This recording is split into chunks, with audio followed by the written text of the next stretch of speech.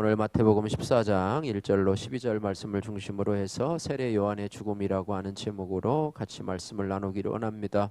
오늘 본문을 간단하게 살펴보면은요, 이 분봉왕 헤롯이 예수의 소문을 듣고 그것이 바로 세례 요한이 다시 살아나서 죽었던 세례 요한이 다시 살아나서 그런 권능을 행하는 것이라 이렇게 말을 합니다.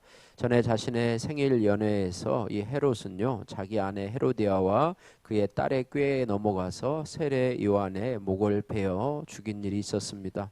그 뒤에 요한의 제자들이 예수님에 와서 그 시체를 장사하고 예수님께 이 일을 아뢰는 모습이 오늘 본문의 내용입니다. 오늘 세례 요한의 죽음이라고 하는 그런 제목을 가지고 성도들의 삶의 특징이라고 하는 그런 제목으로 같이 말씀을 살펴보기를 원합니다. 첫 번째로 이 성도의 삶의 특징은 예수의 소문을 듣고 믿음으로 반응하는 특징을 가지고 있습니다. 예수님의 소문이 들려질 때 사람들에게는 두 가지 반응이 나타나는데요. 한 부류의 사람은 의심하는 사람입니다. 비록 예수님에 관한 소문 또 예수님에 관한 복음이 전해져도 그 복음을 믿지 않고 또 듣지도 않고 그 다음에 의심하고 회의를 품거나 혹은 그 예수의 소문을 배쳐가는 그런 반응입니다. 또 한 부류는 믿음으로 반응하는 그런 부류입니다. 믿음으로 보이는 반응에도 두 가지가 있는데요. 하나는 반신반의한 믿음이고 또 하나는 온전하게 기쁨으로 받아들이는 그런 반응입니다. 오늘 본문의 이 헤롯을 보면은요, 자신이 죽인 세례 요한이 죽었다가 다시 살아나서 그 능력이 예수님 속에서 역사하는 줄로 생각을 했어요. 이러한 생각의 바탕에는요, 의인은 죽어도 다시 살아난다라고 하는 개념이 이 악한 헤롯의 마음에 있었기 때문입니다. 헤롯은요, 이 분봉왕으로서 방탕한 삶을 살아가면서 세례 요한을 죽인 것으로 인한 죄책감과 불안감에 시달리고 있었습니다. 이런 죄책감과 불안감이 바로 음란하고 패역한 세대의 특징이라고 볼 수가 있어요. 군중들은요, 특별히 이 소문에 대해서 민감합니다. 자기가 판단하기보다는 그런 소문에 의존하는 경우들이 많이 있는데요. 오늘 본문에 헤롯이 그랬습니다. 그렇다고 해서 모든 소문이 부정적이라거나 무의미하다고는 말할 수 없습니다. 좋은 소문이면 많이 알려질 수 질수록 좋은 것이지요. 교회가 생명의 신비를 담고 있다는 소문이 이 세상에 퍼지는 것은 참 좋은 일이죠. 교회가 아름다운 그런 미덕으로 또 주위 사회에 좋은 소문을 가지고 있는 것 좋은 일이지요. 예수의 소문 때문에요. 예수의 소문 때문에 예수의 복음을 믿음으로 받아들이고 예수님 안으로 들어오고 또 복음 안으로 들어오고 교회 안으로 들어오고 또 예수님의 생명 안으로 들어올 수 있다면 그 사람은 복받은 사람이라고 하는 것입니다. 그래서 성도의 삶의 특징은 예수님의 소문을 듣고 믿음으로 반응하는 그런 태도입니다. 나는 예수의 소문을 듣고 어떤 태도를 취하고 있습니까? 여러분 적용해 보시길 바라고요. 두 번째, 성도의 삶의 특징은 주님 앞에 충성된 자로 살아간다라고 하는 것입니다. 오늘 3절에서 9절 말씀인데요. 세례 요한은요, 헤롯 왕이 자신의 동생 이 헤로디아를 취한 것이 옳지 않다라고 하면서 죽음을 각오하고 하나님 없이 불의하게 사는 헤롯을 책망합니다. 담대하게 꾸짖었습니다. 그래서 이 세례 요한을 보면서요, 이 하나님의 일을 맡은 자들에게는 바로 요구되는 그 품성이 뭐냐면 충성이라고 하는 것입니다. 충성은 곧 다른 말로 얘기하면 신실함이라고 볼 수가 있어요. 이 신실한 사람을 다른 말로는 믿음의 사람이다 혹은 충성된 사람이다 이렇게 볼 수 있습니다. 이 충성된 사람은요, 어떤 사람인가 하면 남이 보지 않는 곳에서도 게으름을 피우지 않고 성실하게 일하는 사람입니다. 특별히 충성된 사람은 사람 앞에서 일하지 아니하고 하나님 앞에서 일하는 사람들이에요. 하나님 앞에서 일하는 사람이에요. 역사적으로도요, 이 충성이라고 하는 표현은 보면은 나라를 위해서, 그죠? 왕을 위해서 자신의 목숨을 바치기까지 복종하는 것을 충성된 사람이다. 또 특별히 충신이라 뭐 이렇게 우리가 얘기를 하고 있는데요. 성경에서도 착하고 충성된 종과 악하고 게으른 종이 이렇게 나누어 나오게 되는데요. 이 악하고 게으르는 종은요, 주인이 자신에게 말한 내용의 뜻을 제대로 파악을 하지 못해요. 무슨 말인지 알지 못해가지고 나중에 꼭 다른 소리를 하는 경우를 보고요. 또 주님의 뜻에 따라서 행동하는 게 아니라 자기 나름대로 생각해요. 왜냐하면 주님의 뜻이 무언가를 잘 모르기 때문에 다시 물어보면 되는데, 자기가 원하는 대로 또 자기 소견대로 하다 보니까 결국에는 다른 생각을 하게, 결국에는 우리 주님과 있어서 의사소통에 부재가 일어난다고 하는 거예요. 그죠? 우리 고용하는 그런 직원을 고용한다고 그러는데, 주인은 사장하고 고용한 고용인하고 서로 이 뜻이 안 맞으면 뭐 일이 잘 이루어지지 않죠. 가서 딴 얘기하고 딴 소리하고 이렇게 하니까 결국 안 되는데, 하나님과 우리 사이에도 마찬가지예요. 우리가 하나님의 뜻을 정확히 알아야지만이 그 뜻을 알고 삶에 나가서 순종하게 되는 것이라고 하는 것을 기억할 때, 우리가 하나님의 말씀을 얼마나 세심하고 잘 들어야 되는가, 이런 부분에 대해서 우리가 알려주는 것입니다. 반면에 이 착하고 충성된 종은요, 이 사명을 잘 받습니다. 하나님이 뭐라고 하시는, 주님이 뭐라고 하시는지에 대해서, 주인이 뭐라고 하는지에 대해서 정확하게 주인의 의도를 잘 파악하고요, 이리저리 손익계산을 해보면서 생각하거나 의심하거나 불평하거나 일을 미루는 것이 아니라 믿음으로 사명을 받아서 기쁘게 순종하며 최선을 다하고 애쓰는 자가 바로 착하고 충성된 종이라고 하는 것입니다. 세례 요한이요, 이 사람을 두려워했다면 헤롯 왕을 책망하지 못했을 것입니다. 세례 요한은요, 사람을 두려워하기보다, 권력을 두려워하기보다 하나님을 두려워했어요. 그러나 헤롯은 자신의 잘못을 책망하는 세례 요한의 말을 듣고 회개하기는커녕 오히려 세례 요한을 죽이고 말았습니다.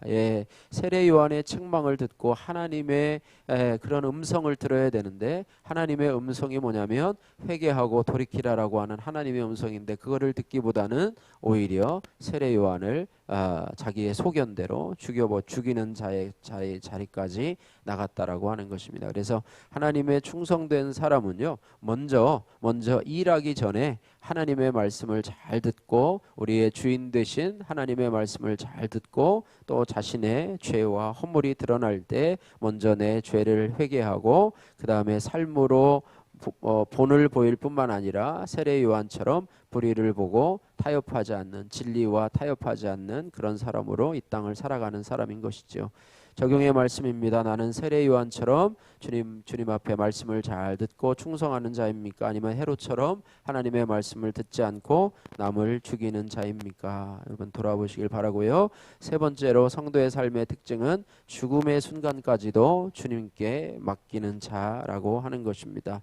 신앙생활을요, 하나로 정의해 보면 하나님 앞에 맡기는 삶이다. 하나님 앞에 맡기는 삶이다. 더 나아가서는 삶의 전부를 하나님 앞에 맡기는 자이다. 그죠?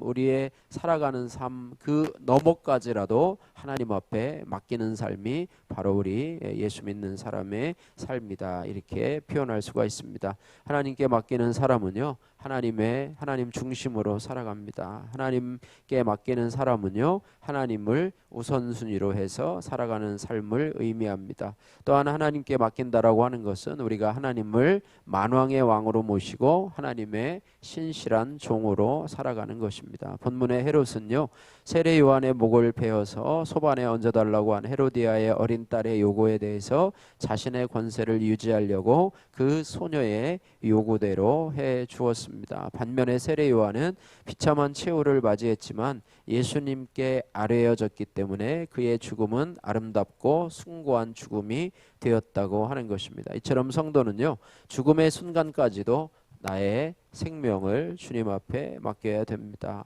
우리가 예로 우리 예수님께서 십자가에서 마지막 죽음을 당하실 때에 이렇게 고백을 하지요. 아버지여, 내 영혼을 아버지 손에 의탁하나이다. 이렇게 고백을 합니다. 이 고백은 예수님께서 죽음의 순간까지도 하나님의 아들로서 아버지의 뜻에 따라서 십자가의 죽음을 맞이하셨을 뿐만 아니라 당신의 영혼을 아버지께 맡기는 철저한 순종과 헌신을 의미하고 있습니다.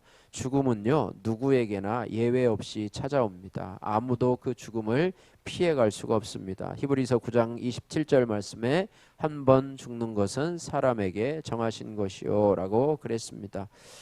그러나 세례 요한의 죽음과 같이요, 이 믿음이 있는 자의 죽음은요, 하나님 앞에 아뢰어져서 하나님의 영광으로 나타나게 된다라고 하는 거예요. 그래서 하나님은요, 이 성도의 죽음조차도 귀하게 보시는 주님이십니다. 시편 116편 116편 15절 말씀인데요.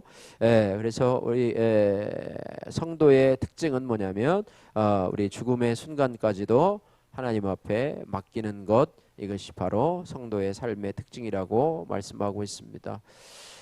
적용의 말씀입니다. 나는 어떠한 죽음을 맞이하기를 원하십니까? 헤롯과 같은 그런 모습 아니면 세례 요한과 같이 그런 영광스러운 죽음이라고 생각을 하십니까? 바라기는 우리의 죽음이 믿음 있는 자의 죽음이 되게 하시고 예수님처럼 우리가 하나님 아버지께 우리의 영혼을 맡기시는 그런 은혜가 있기를 주님의 이름으로 축복합니다.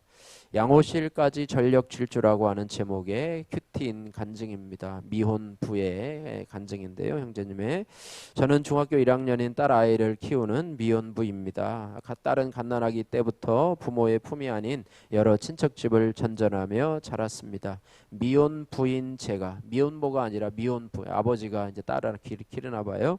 미혼부인 제가 일과 연애에 빠져서 늘 부재 중이었기 때문입니다. 당시 저는 세례 요한을 죽이는 헤롯 왕처럼 칼에 춤을 추는 헤로디아의 딸처럼 자기 만족과 행복을 좇아서 아이가 병들어가는 줄도 모르고 살았습니다. 아이가 초등학생이 돼서야 저는 교회에 출석해서 양육을 받으며 지난 날을 회개하고 부모 역할, 아버지 역할이겠죠. 아버지 역할을 감당하기 시작했습니다. 그리고 4년이 지난 어느 날 저는 평소처럼 딸을 학교에 보내고 집안일을 끝낸 뒤에 집에서 쉬고 있었습니다. 그때 갑자기 딸 아이 학교 선생님에게 전화가 왔습니다. 양호실인데 학교로 빨리 와달라는 전화였습니다. 급하게 뛰어가면서도 딸을 지켜주실 것을 간절히 기도했습니다. 양호실에 들어가자 얼굴이 하얗게 질려 침대에 누워있는 딸을 보게 되었고요. 양호 선생님은 아이가 혈압 측정도 안 되고 심장이 너무 빨리 뛰어서 119에 연락을 해놓은 상태라고 했습니다. 구급차를 타고 병원에 가서 여러 검사와 치료를 받았는데 그 병명은 발작성 심실상성 빈맥이었습니다. 의사는 같은 증상이 반복될 수 있기 때문에 내시경으로 심장에 불필요한 신호선을 차단하는 시술을 해야 된다라고 했습니다. 딸은 곧바로 입원해서 시술을 받고 지금까지 건강하게 지내고 있습니다. 감사하게도 하나님은 제가 딸에게 집중할 수 있는 믿음과 환경을 주셔서 위급한 환경에 바로 학교로 달려가 딸의 손을 잡아주고 응급실에서도 말씀으로 그날의 일을 설명해 줄 수 있는 부모가 되게 해 주셨습니다. 요한의 머리를 소반에 올려주는 것 같은 분별 없는 헤롯의 삶에서 모든 문제를 주님께 맡기고 아뢰는 삶으로 저를 변화시켜 주시고 인도해 주신 하나님 앞에 감사와 찬양을 올려드립니다. 적용, 공동체에서 아픈 자녀들에 관한 기도 제목을 볼 때 양호실로 전력 질주했을 때의 심정으로 중보 기도하겠습니다. 적용 두 번째, 딸이 큐티하지 않을 때 화내지 않고 시간을 내서 함께 같이 하겠습니다. 말씀을 마칩니다.